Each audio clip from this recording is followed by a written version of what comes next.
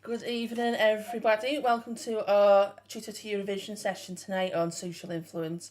We've got Laura with us and we've got Melissa, and we'll hopefully keep you this week, Melissa, all the way through to the end. Fingers crossed. Not just jinxed us there. We've got a great session for you tonight. Lots of things to go through, and we're focusing on tricky bits in social influence. So we keep coming back to some of these topics. Research methods we'll do a few times. Memory we'll do a few times, because each time we want to isolate some of those tricky areas that always trip some students up. Okay, so without got a couple of messages at the end, but we'll get cracking for tonight. And who's kicking us off with social influence tonight? Laura. Laura is good stuff. All right, guys, so we're going to start off with a 3-2-1 game. Some of you will be knowing of this game because you play it quite often. So you're going to have 2 minutes on a timer to answer 3 questions. So 3 questions that you have to answer are: we would like 3 factors that affect minority influence, 2 theories of resisting social influence, and 1 example, real life example of social change. So 2 minutes, guys, starts now. 5, 4, 3, 2, 1.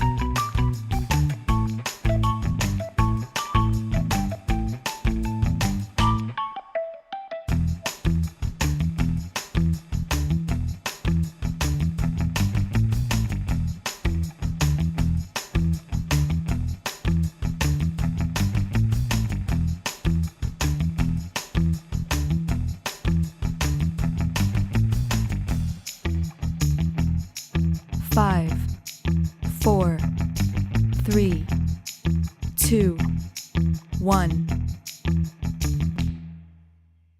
Some really good answers that have come in through, guys. I think Ruby, if I remember rightly, Ruby got in there first with 3 factors that affect minority influence, but I can see a lot of you have put the same answer down. So we've got consistency, commitment, and flexibility. They're the 3 traits a minority should have to be successful. So well done, Ruby. And then our second question here, 2 theories of resisting social influence. Again, I think, Ruby, you got in there first with that one. Social support and locus control. We're going to go through social support and locus control in a bit more detail, perhaps in the session today. And then our number 1 question, which was an example of social change. We had some really good examples come in. We've got quite a lot on homosexuality, LGBTQ. I think a couple of us have put recycling down, which is really, really good. So yeah, all those examples are examples that you can use. We've got the recycling one, but all of the ones that you've put down also work really, really well. So I'm going to pass you over to Mel now for your 30-second challenge. Okay, so for this task, as it says on the tin, you've got 30 seconds to have a go at expanding on one of those that Laura's just spoken about with resistance to social influence. So in 30 seconds, I want you to explain the type of locus of control that is likely to resist social influence. And rather than just defining it, I want you to tell me why. So your 30 seconds starts now. 5,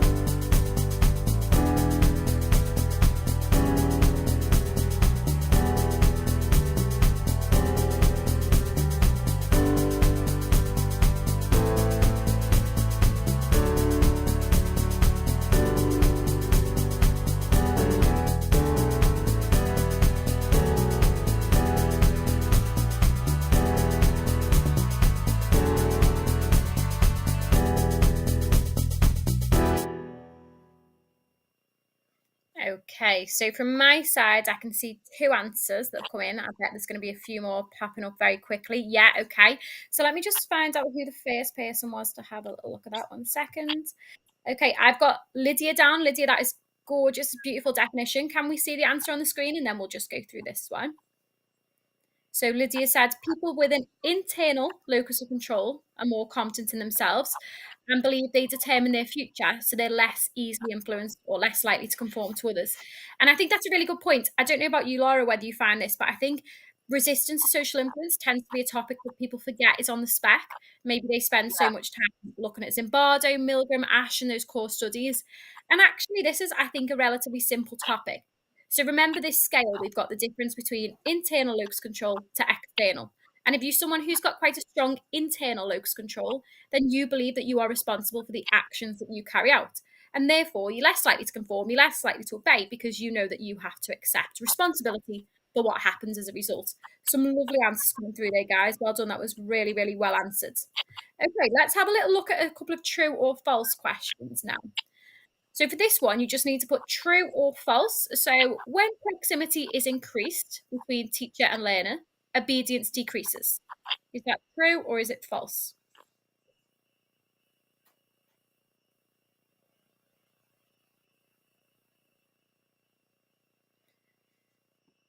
Okay, a couple of people coming through with true.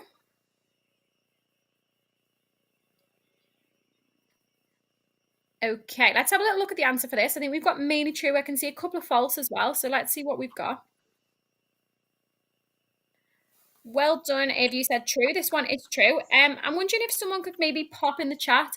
How did we find this out? How do we know who was the researcher that looked at this and what did he do to find this out? Don't need to go into loads of detail, just a sentence maybe.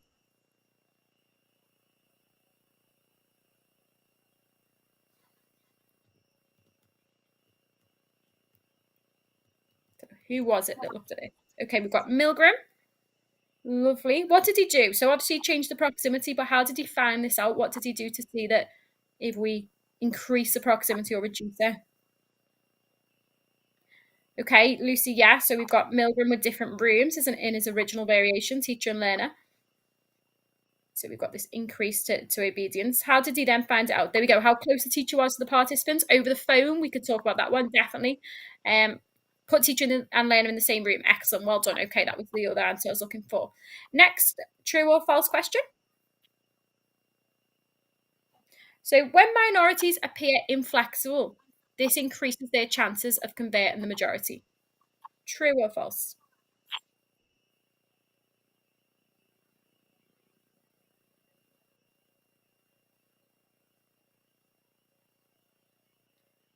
Okay, well done, Ruthie. That was super fast. I think you were the first one to come up with that one. Let's have a little look at the answer.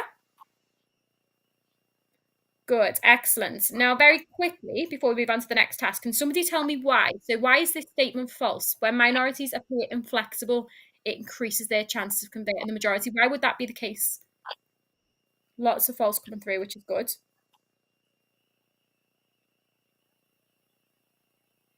I think someone has just popped it in there, which has just disappeared from a screen. Rach, yeah, okay, so false is it's seen as being quite rigid. Good. So this idea that you'll have seen this before. If someone's trying to win you over and they're not willing to listen to your opinion at all or meet you in the middle in any way, then you're less likely to go along with them. Well done. That was really good, guys. Okay, let's pass you back over to Laura for your next activity. Okay, so the red herring game, guys. Which of the 4 items is the odd one out? And particularly, I want to know why you think it's the odd one out. So let's reveal the first 4. Our first 4 red herrings, or one of red herrings, are flexibility, commitment, conversion, consistency. So out of those 4, there's an odd one out. Which one is it? A, B, C, or D? And why? Why is that the odd one out? Or what do the others have in common? Okay, so Ma was put in C. Molly, you put in C. Okay, so what's the reason? What do the others have in common?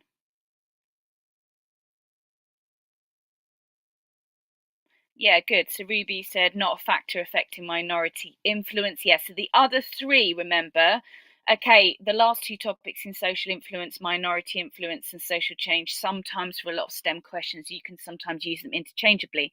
However, for minority influence, what we're talking about here is what are the traits they need to have in order to be successful as a minority. And they are these three here: flexibility, commitment, and consistency. We might use conversion for what types of conformity, guys? Can anyone tell me that? When we talk about conversion, what type or explanation of conformity might we be referring to there?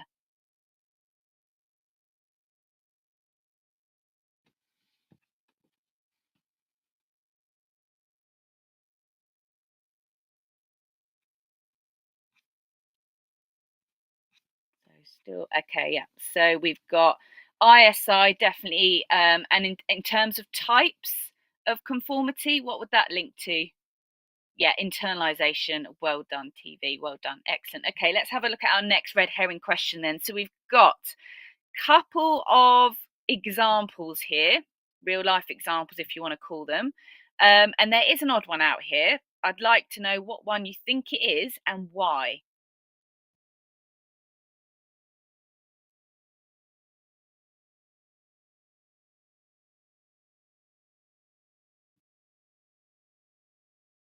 Okay, so we've got a couple of mixed answers. A's, we've got D. Anybody else? Yeah, yeah, excellent. So we've got not really an example of social change, not an example of minority influence. Yeah, it's not widely recognised. Also, that's not the case here at all, where it's legalised. So yeah, that's definitely not an example that you want to be using for social change. But any A, B, or C, absolutely fine, or any others for that matter. All right, number 3 then. So for our third question for the red herring, we've got these 4 ethics, if you like: deception, fully informed consent, harm, physical, psychological, and debriefing. So think about the topic that we're on tonight, guys. That might help you out here. Which one do you think is the odd one out and why?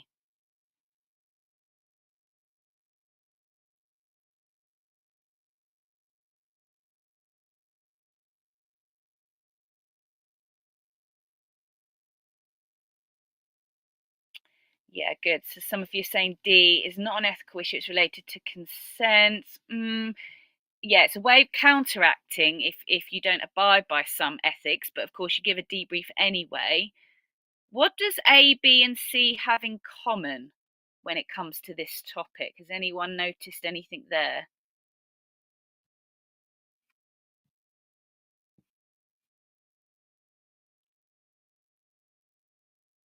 So you're right by saying that D is our odd one out, but what do A, B, and C have in common with regards to the topic? Yeah, they're all an ethical issue and tends to be an ethical issue of a lot of social influence research.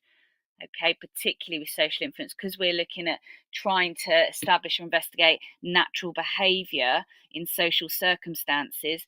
We are going to often enough have to deceive, which means we can't get fully informed consent, and sometimes, not always, there's some harm involved. So yeah, debriefing is our odd one out here, guys, so well done on noticing that.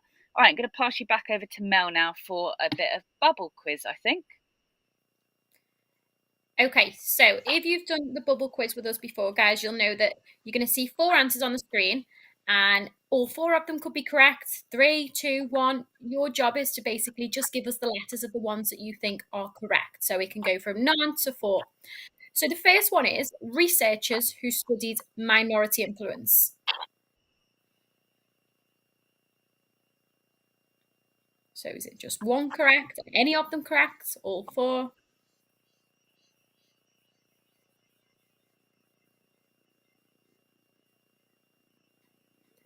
Okay, we've got a few C's coming in. We've got C and D, A and B. Okay, just have a little read of that question again. Remember, you've got different social influence topics. This one, we're looking at who looked at the minority influence side. Okay, let's have a little look at the answer. I've got a few more answers coming in now. Well done if you said Moscovici. Adorno, can anyone tell me what Adorno and Milgram look at? What area of social influence? Because a few people have said A and B, but anyone who put just say, what do Adorno and Milgram and Hoffman, what do they all look at? Why are they the odd ones out? Why is Moscovici the only one correct? Good. Okay. Yeah. So we've got obedience going through with these ones. Now, this is just worth noting, guys. It's often an area of the spec which is missed. People often forget to revise their minority influence studies. And actually, this is a topic which has appeared on the exam for the last 2 years at the end of your exam. What is the Moscovici study in a couple of words? What is the study about? What type of social influence or what type of minority influence does it look at? Good, Ruby. You were super fast with that one. It was like you were ready for it. So the blue and green slides. Yeah. What type of minority influence?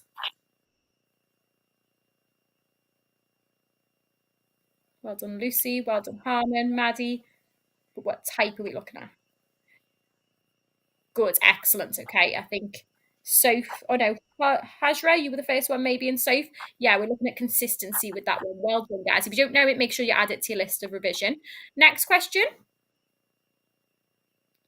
So the answers are a little bit longer this time, so I'll let you read them. So accurate statements about minority influence. Which ones on the screen are the accurate ones?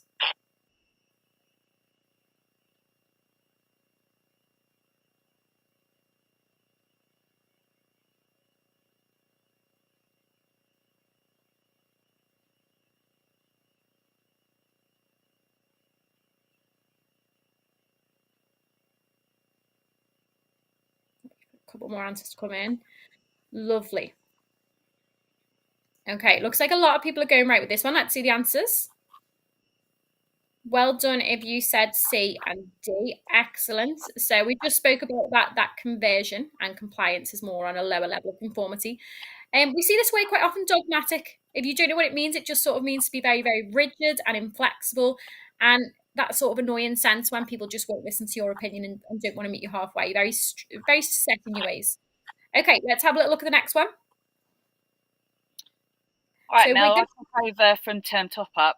Sorry. you go, Laura. Okay. So term top up, guys, we've got a paragraph here on Moscovici, which is what Mel's just been talking to you about. So Moscovici argues for social change to be successful, we must go through a process of persuasion. Okay, now with this, all of the words that are in red, you've got to try and replace with a more specialist term in social influence. Okay, so I'm going to let you read the rest of the paragraph there. And if you can, try and enter your answers in all at once, or at least number them so I know which word that you're giving the answer to. So try and think of a more specialist term, because don't forget, in the exam, you will be credited and marked, and examiners definitely on extended questions will be looking for specialist terms, particularly in your AO1, in your theory.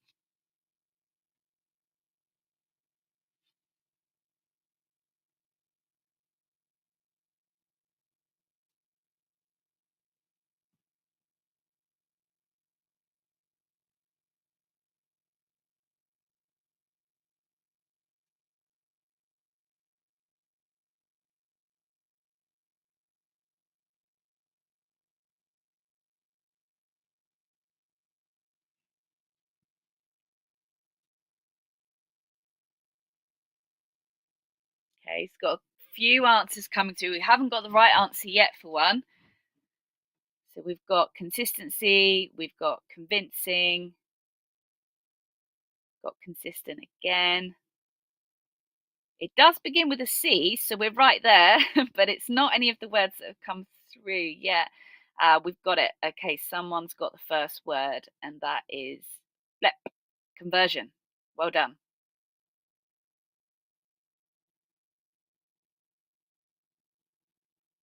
Okay, so number 4, someone's put augmentation principle. That's great. What have we got? And number 3, you've got consistency. Excellent, Lucy K, just reading your answers out there. Number 2, we've got conflict. Excellent. And can anyone get number 5? It's quite a hard one, number 5. Oh, I think someone's already got it. Rach, I think you've got it. Tipping point. Amazing. Let's have a little reveal of the correct answers on the board. So think as a group, we've got all of that correct. So again, yeah, persuasion we swap out with conversion, okay? And we go through that process during social change. Disagreement, no. We want to talk about conflict, especially when we're talking about cognitive conflict. Persistent, obviously we know that's just another word for consistency. Consistency is quoted in the spec, that's what we want to be using. Snowball effect, no, we want to be changing that to augmentation principle, which is what they've actually outlined instead. And then crucial, we're talking about a tipping point, which is what we talk about in the snowball effect as well. Really, really good. So well done, really good answers. I'm going to pass you back over to Mel now for know the details. Okay, so what we've got here on the screen are a couple of terms that people tend to use and throw around within their social influence responses, but then don't actually define it or say why it's appropriate. So, nice, straightforward question, hopefully, for the first one. Thinking of social change, what does this following term mean, social cryptomnesia? What does it mean? What is the definition for it?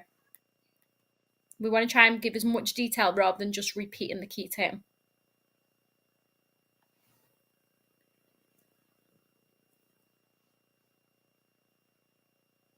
Good. This is lovely. Really, really good answers coming through.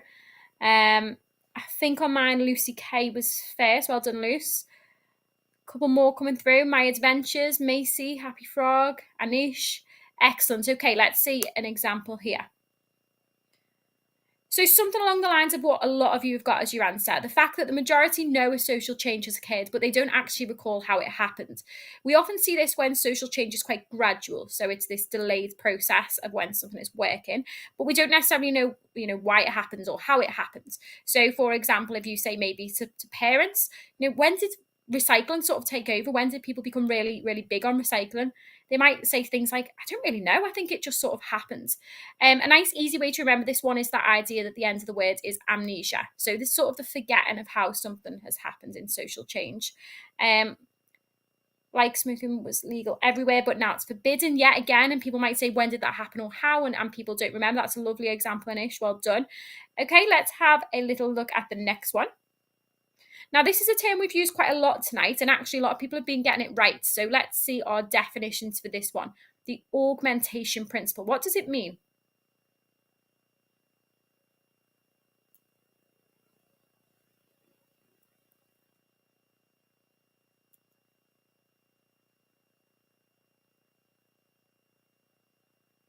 Well done, Caitlin, as well. That was a lovely definition. I'm just reading yours. Or Tops, that was lovely.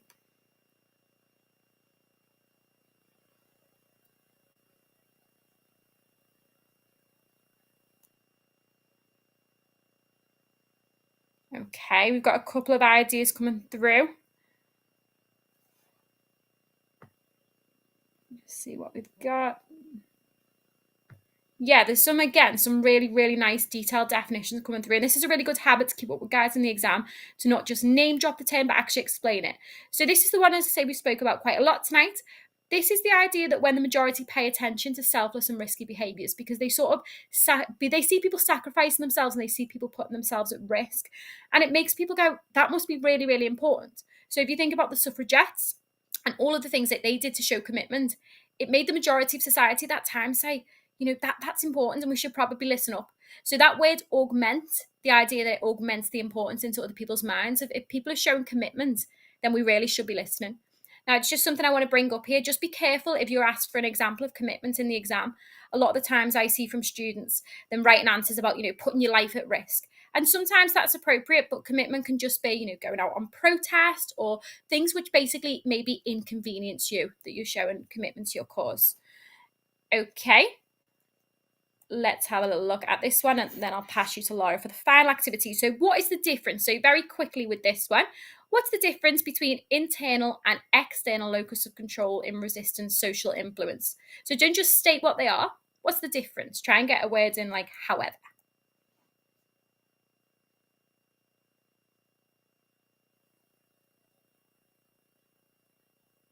Well done, Crystal, as well. That was lovely. Yeah, it can include self-sacrifice. Doesn't have to, but you are putting yourself out there in some way.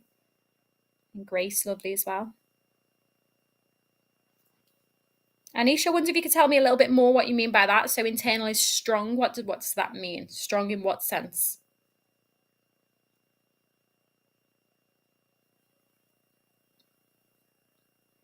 Okay, Mariam. Yeah, so internal is where you feel like you have control over your own behaviour. That's just popped away from me now. Whereas the outcomes with external, the outcomes occurred on due to yourself, so you don't feel responsible. Good.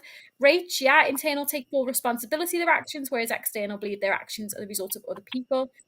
Maddie, lovely answer. Adwoa, some really good answers. Let's have a little look.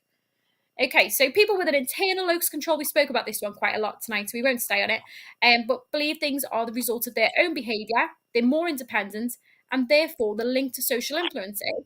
If they're more independent, they find it easier to resist any social influence, conformity, obedience, minority. Whereas people with an external locus control believe what happens to them is controlled by external factors, so factors outside of them. So they failed an exam, well, that was because the teacher was rubbish. And as a result, they're less independent and less likely to resist social influence. Well done. Okay, let's pass you back to Laura for our last bit of this session. Okay, thanks for that, Mel. Really good answers. I've been having a read of all your answers that have come through tonight. Really good detail. So our last activity is going beyond the STEM. Often a really tricky area for students. So we've got 2 questions here. Name 3 behaviours that enable a minority to influence a majority. We've already been through this. We know that they're consistency, commitment, flexibility. And the question we're going to focus on now for the last task is number 2. Marcus wants to persuade his group of friends to go travelling this summer, but the rest of the group would like to go on a beach holiday. Briefly suggest how Marcus might use the 3 behaviours that you've identified in your answer to question 1 to persuade his friends to go travelling. So what I'm really looking for here, guys, is what you're kind of going beyond the STEM, your application, thinking of ways of how you can apply consistency, commitment, flexibility to that STEM specifically. So you're not just going to describe consistency, commitment, flexibility, you're going to apply it and say how that would play out with Marcus wanting to persuade his group of friends.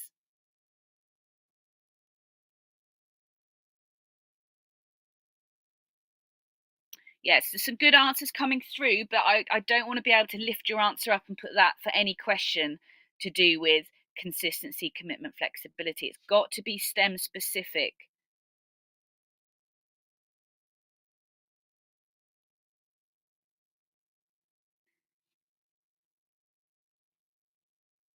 Okay, Caitlin, we've got a suggestion, Ruby. So we've got one for commitment. I like this one. Pay for all their tickets. I don't know if you do that. Yeah, so consistency, flexible. You can go to the beach while traveling, so you could compromise with them. Yeah, absolutely. Excellent. What else have we got? Yeah, consistency, my adventures. He can stay true to his idea whenever the group plans the trip or it comes up in conversation. Yeah, that he could stick to his guns kind of thing to show that consistency and commitment as well to it. All right, let's have a little fast forward and have a look at our suggestions here. So we've got some really good application answers coming through, but we've also got some answers that aren't quite applied quite enough. So on this next screen here, let's go through each one. So consistency, we know this is obviously the minority keeps the same beliefs over time. So how would that apply to Marcus? Well, he could show consistency by repeating the same message about how it'd be really great to go traveling. Yeah, so he's consistent there. Keyword there being he's repeating the message, right? Commitment, we've got when the minority shows that they're dedicated. So for our answer here, for our STEM link to Marcus, we might say something like he could show commitment by offering to make all the travel arrangements, do all the research, and book all the tickets. Yeah, so he's really committed and dedicated. He really wants to go traveling with his friends. And then our last one, flexibility, when the minority is prepared to compromise. So again, some of you hit the nail on the head with this one, so it's really good to see. So he could say something like, if his friends go traveling, they can visit some places where there are beaches because he knows that they want to go on a beach holiday. So that meets them in the middle. So you can see the idea here when we say about going beyond the STEM. None of this answer in red was necessarily in the STEM. You had to really contextualize it and use your imagination, if you like, to answer that question. All right, that concludes our session for tonight on social influence. So well done, everybody, for your great answers this evening. Absolutely amazing answers, weren't there? Every time there was a question and a follow-up question and a follow-up to the follow-up, we had some smashing answers from students. If you found tonight's session useful, give us a thumbs up on YouTube so that the message gets out to other people and they'll be able to find it and use it for their revision. I saw earlier on some people are saying that they've got mocks next week. So this is just in time to help you. You've picked up some great skills from Laura and Melissa tonight.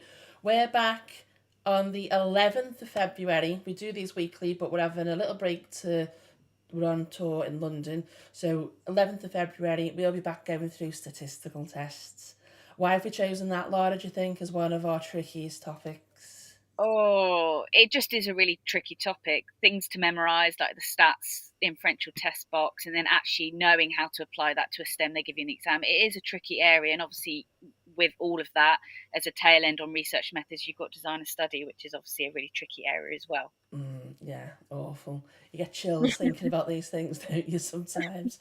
Right then, thank you very much for tuning in, everyone. Thanks to Melissa, thanks to Laura, and we will see you on the 11th of February. Bye-bye. Thank you. Bye, everyone. Thanks. Bye.